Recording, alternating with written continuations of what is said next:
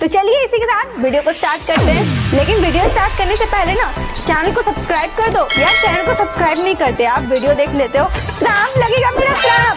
Channel को subscribe करो।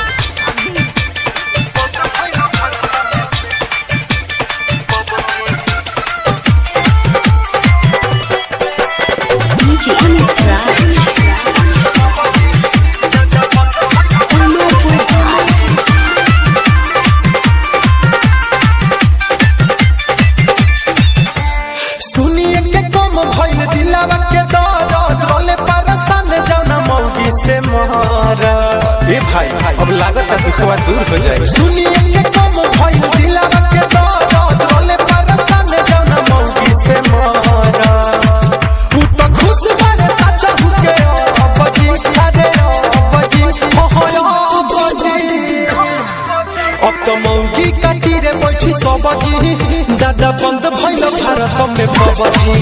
अब तो मौकी काटी रे बैठी सबजी दादा बंद भइल भारत में पबजी।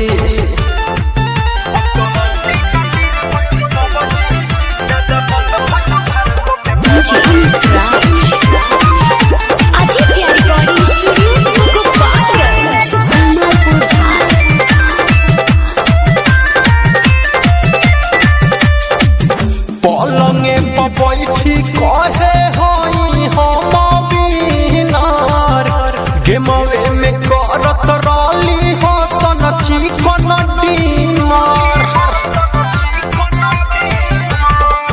पलंगे बैठी कहे हई हम बीनार गेमवे में करत रली हो सन चिकन डिनर।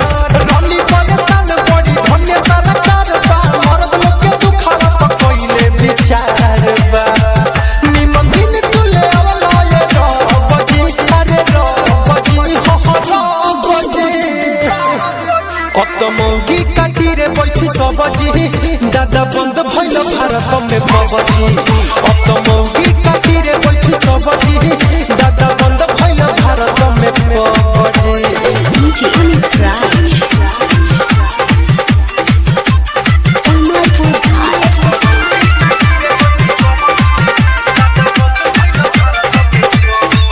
चूल्हा चौका सारा काम करी अपन निजी अब नाही रही मौगी पबजी में बीजी।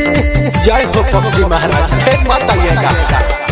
चूल्हा चौका सारा काम करी अपन निजी अब नाही रही मौगी पबजी में बीजी। राइटर मनोज मतवाला से सना थके कहू न सुनत रहे कहलो से बात के दीपक बात जत रला बोली जाओ बजी अरे जाओ बजी बोली जाओ बजी। अब तो मौगी काटी रे बैठी सबजी दादा बंद भइल भारत में पबजी। अब तो